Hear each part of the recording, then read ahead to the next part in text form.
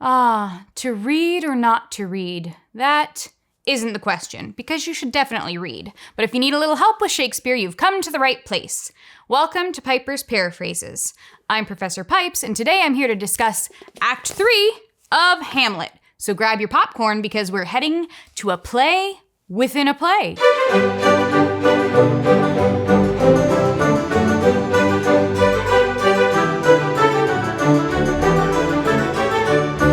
Previously in Hamlet. Prince Hamlet's dad died, and his ghost told Hamlet that the murderer was his uncle, Claudius, who married Hamlet's mom and became king. Hamlet vowed revenge, but was having trouble going through with it. You see, he wasn't totally sure he could trust the ghost, so he hatched two ridiculous plans. He decided to act crazy in order to hide his true intentions, and he also told some actors to perform a play that mimics the murder, so he can watch his uncle's response. Meanwhile, his mom and uncle invited Hamlet's friends, Rosencrantz and Guildenstern, to spy on Hamlet to find out what's wrong. Claudius's advisor, Polonius, thought Hamlet's love for Ophelia drove him mad, so he came up with another spying plan, to send his daughter to talk to Hamlet while he and Claudius spy on them. So let's get to spying. At the start of scene 1, Claudius and Gertrude ask Rosencrantz and Guildenstern about their secret mission, and the friends say that Hamlet is distracted but won't tell them why. They also tell the king and queen that Hamlet asked a group of actors to perform a play. The king sends everyone but Polonius and Ophelia out because it's time for their spy mission. On her way, Gertrude tells Ophelia that she hopes Hamlet will recover soon, so the two of them can be happy. Aw, what a nice potential mother-in-law. Ophelia reads, while Polonius and Claudius hide. Hamlet enters and performs his famous soliloquy. To be or not to be. Oh wait, he doesn't hold a skull during this speech. Anyways, Hamlet contemplates existence and compares the struggles of life and death. Bit of a downer. Eventually, he sees Ophelia and asks her to pray for him. She first asks how he's been, but quickly remembers her orders and tells Hamlet that she wants to return the gifts he gave her. Cold, girl. Hamlet says he's never given her anything, but Ophelia insists that he did, along with words of love. Hamlet then goes back and forth saying he loved her once. No, wait, he never loved her. Which is it, dude? Suddenly, he tells her to go to a nunnery, a convent, to protect herself from having sinful children like himself. Okay. He then asks where her father is, and when she lies, that he's at home. Hamlet gets even angrier and starts insulting Ophelia and making lots of inappropriate sexual innuendos. After a barrage of insults about women, he storms off, leaving Ophelia heartbroken and, frankly, confused. Polonius and Claudius emerge with very different reactions. Claudius thinks his madness has nothing to do with love and decides to ship Hamlet off to England to help him recover. Sure. Polonius still thinks it's all because of neglected love and tells Claudius to have Gertrude talk to Hamlet alone tonight while Polonius spies on their conversation. Oh, spy tracker. Scene 2 starts with Hamlet giving the actors advice about how to perform the play. Everyone's a critic. Before the show, he tells Horatio to watch Claudius and places himself near the royal crew and Ophelia. He uses some of his classic puns to confuse and insult Polonius and Claudius, and to make inappropriate comments to Ophelia. And now the show within a show within this show begins. There's a silent pantomime which summarizes the plot. First, there's a loving couple, a king and queen, and then someone kills the king by putting poison in his ear. Where have I seen that before? Soon the regular play begins, with the queen telling the king that she will always love him, no matter what happens, and claiming she could never remarry. Oh, I will never love again. We'll see. Claudius asks about the play, and Hamlet says it's called The Mousetrap, and it's about a real murder that happened, in Vienna. He insults Ophelia some more, and the play continues, but as soon as the villain comes out and pours poison in the king's ear, Claudius stands up and ends the performance. No, not our performance, Cooper. The play within the play. Thank you. Hamlet is in great spirits now that Claudius's actions have proven his guilt. Rosencrantz, Guildenstern, and Polonius tell Hamlet that his parents are upset and his mom wants to talk to him. Ooh, you're in trouble. After some wild conversation, everyone else heads out and Hamlet hypes himself up to go talk to his mom. Scene 3 begins with Claudius telling Rosencrantz and Guildenstern that Hamlet's mental state is dangerous to him, so he orders them to take Hamlet to England, and they readily agree. You know, to protect king and country. With friends like that, Hamlet doesn't need enemies. Polonius informs Claudius that Hamlet is heading to meet Gertrude, but Polonius will hide himself so he can listen in. Once he's alone, Claudius soliloquizes about his guilty conscience for having killed his brother.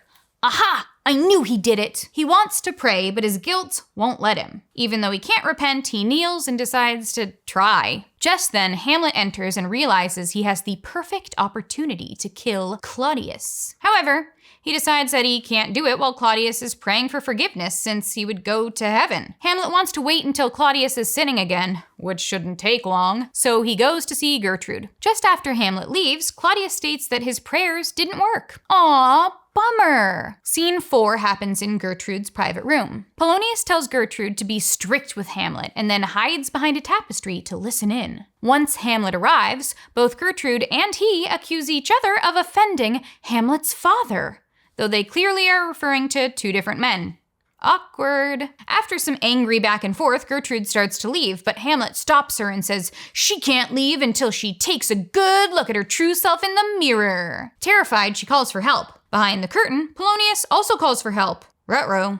Hearing this, Hamlet stabs through the tapestry, killing Polonius, whom he had actually assumed was Claudius. When Gertrude calls this murder a bloody deed, true in more ways than one, Hamlet agrees and said it's almost as bad as killing a king and marrying his brother. Pretty sure Claudius is the one who killed the king, not Gertrude. Gertrude is shocked by his accusation, but Hamlet keeps arguing with and insulting her, comparing old King Hamlet with Claudius, to point out how horrific it is that Gertrude would ever marry Claudius. Gertrude begins to feel some guilt, and as Hamlet keeps escalating the insults and accusations, the ghost appears and tells Hamlet to back off. Only Gertrude can't see it. So when he starts to talk with, well, thin air, she says he's crazy. Hamlet says it's not madness and begs her to confess, repent, and not sleep with Claudius. Again, awkward. He eventually calms down a bit and tells her that he's being sent away to England and doesn't trust what Rosencrantz and Guildenstern have agreed to do for Claudius. And as Hamlet leaves, dragging the corpse of Polonius with him, the act ends. Ominous, right? Let's start off with some very two-faced characters. Rosencrantz, Guildenstern, and Polonius. We already knew that Rosencrantz and Guildenstern came to spy on Hamlet, but up until now, we might have believed they were doing so in order to help him. However, that's pretty clearly not the case now. While both of them tell Hamlet that they love and care for him in scene 2, they agree to betray him in the very next scene. When Claudius tells them to take Hamlet to England, they wholeheartedly agree. After all, they must keep those many, many bodies safe that live and feed upon your majesty. In other words, the most important thing is to protect the king, which will therefore protect the kingdom. Whatever happened to bros before kings? And I know it's not polite to speak ill of the dead, but come on, Polonius. Could your duplicity be any more obvious? Hamlet full-on makes a joke of it when he points to a cloud and says, "It looks like a camel," and Polonius agrees. "Oh wait, no, it's a weasel." And Polonius agrees. "No, a whale." Same story. Polonius is the epitome of a yes man, just agreeing with whatever he's told, but betraying people behind their back. Or, well, behind their tapestry. We finally know for sure that Claudius killed his brother. And even though he knows that what he did is rank, he won't ask for forgiveness. And his reasoning is both good and, well, terrible. At first, he says that his stronger guilt defeats my stronger intent, so he just feels too guilty to pray. But then he admits that he really can't ask for forgiveness since he is still possessed of those effects for which I did the murder: my crown, mine own ambition, and my queen. In other words, he can't be forgiven because he's not willing to give up the things that he murdered for. Oh, and now that he sees Hamlet as a threat, he's shipping him off to England and might even be plotting worse. What a guy. In this act, both Gertrude and Ophelia, while not actively conspiring against Hamlet like the others, are complicit, which makes them equally guilty in Hamlet's eyes. At first, he greets Ophelia fondly, but as soon as she returns his gifts, making it clear that she sides with her father, he turns on her, gaslights her about the gifts and starts insulting her and calling her two-faced. And once she lies about where her father is, his anger increases even more, and he curses her, saying, "I'll give thee this plague for thy dowry. Be thou as chaste as ice, as pure as snow, thou shalt not escape calumny." Similarly, when he goes to talk to Gertrude, Hamlet says that she is guilty of an awful crime. However, when Gertrude finally gets him to say what she's done, he just points out how inferior Claudius is compared to King Hamlet. So her real crime is just marrying her brother-in-law. But he equates it with killing a king. Maybe neither woman is entirely guiltless, since both are involved in Claudius's and Polonius's plans to spy on Hamlet, but both do genuinely seem to want to help him. Speaking of Hamlet, this act represents a major turning point for him. He's still struggling with suicidal ideation, as evidenced in his to be or not to be speech, and he still struggles to take action, which is shown when he chooses not to kill Claudius. Yet. However, he does commit murder, killing Polonius, so he has chosen his path and begun to seek revenge. First up, let's talk about gender. And boy, does Hamlet have some stuff to say about girls. It seems that he sees a woman's value as being directly tied to her chastity, so he uses sexual innuendos as his primary means of attack or derision. When he's mad at Ophelia, he repeats, "Get thee to a nunnery," and says that she shouldn't be a breeder of sinners. This is both a suggestion that her virtue lies in her chastity and a cruel joke, since nunnery could refer to a convent for nuns or a brothel for sex workers. Similarly, he tells Gertrude not to sleep with Claudius, which will allow her to assume a virtue if you have it not. He continues to make inappropriate and sexual comments to both women throughout the act, such as the exchange after he asks Ophelia if he can lie in her lap, and hints that they had a physical relationship. By this act, it seems that Hamlet has grown to hate and distrust all women. He tells Ophelia that God has given you one face, and you make yourself another. In other words, even makeup is a sign that women are inherently two-faced, or not to be trusted. Whoops. He goes on to list women's other flaws, saying, "You jig, you amble, and you lisp, and nickname God's creatures, and make your wantonness your ignorance." Ah yes, here I go, prancing about, playing dumb, and making up nicknames. Hamlet says that wise men know well enough what monsters you make of them. Pretty harsh.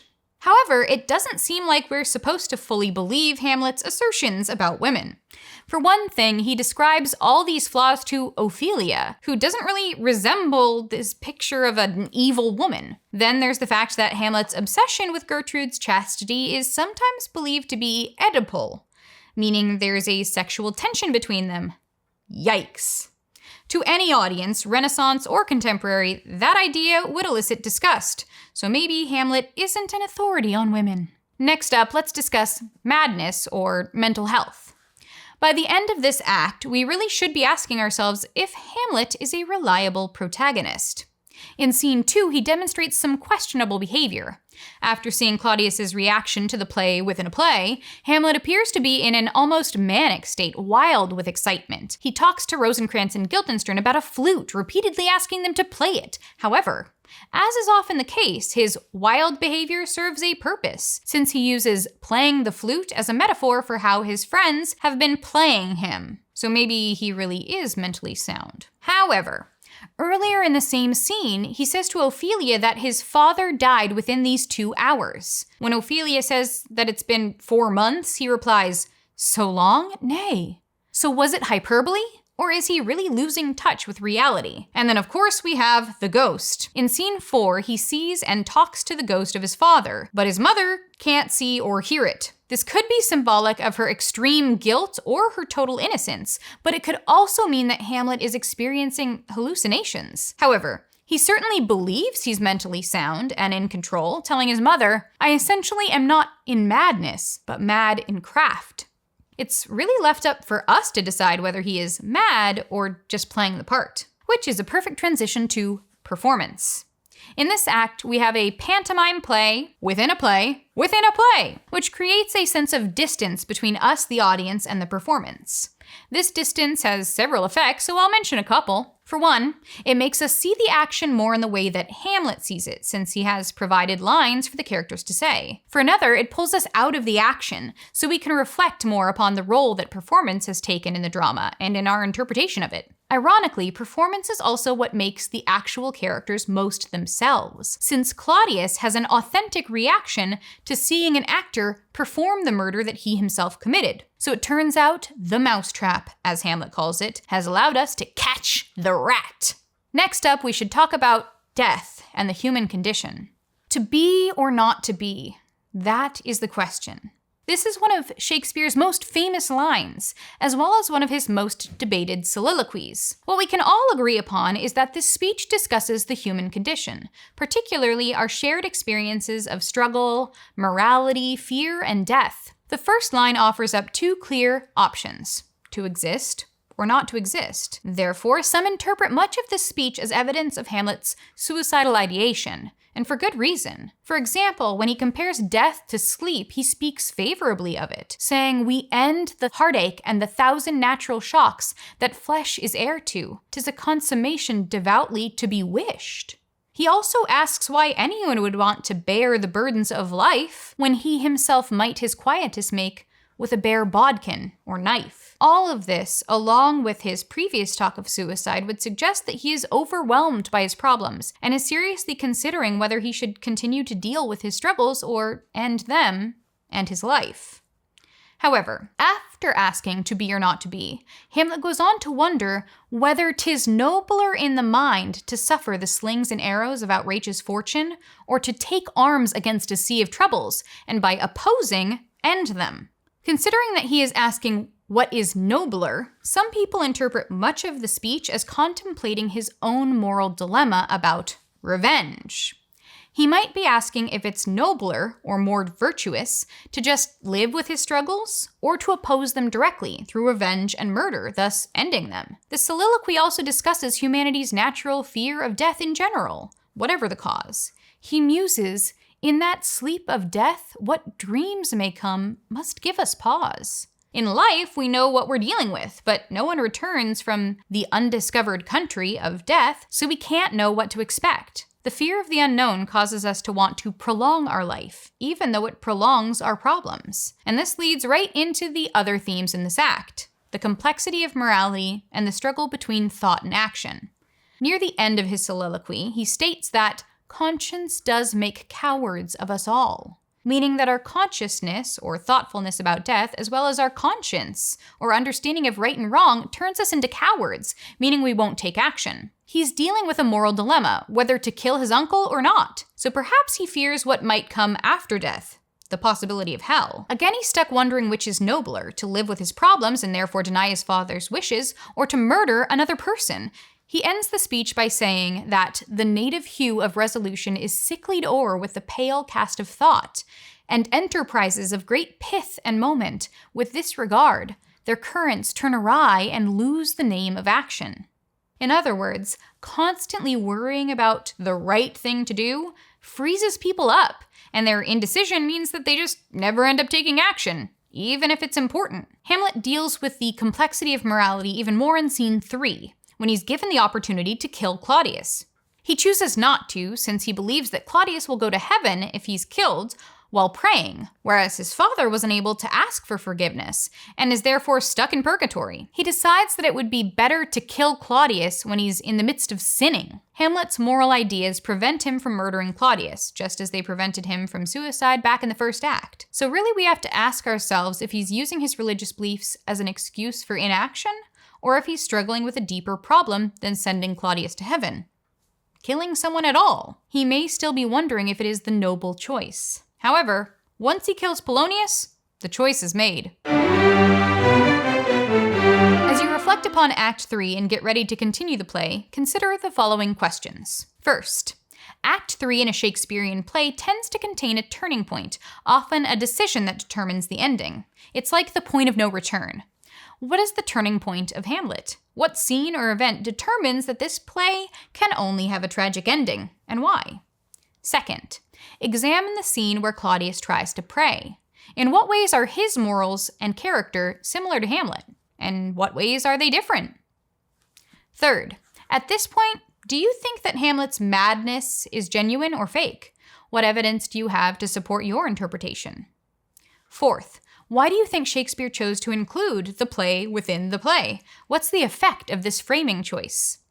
Finally, what is your take on the famous to be or not to be speech? How does it demonstrate Hamlet's existential crisis? And what is its significance in the context of the play? Thanks for watching this episode of Piper's Paraphrases. Now go forth, read a bunch, and be good people who don't stab tapestries. Or people. If this video was helpful, don't forget to like and subscribe, and check out the other videos in this series. If there are any books that you might like covered in future episodes, leave a comment. To see all the books and stories I've covered so far, plus some useful literary knowledge and teacher tips, you can visit my website or find me on social media. Links are right down there. Thanks again from me and Cooper.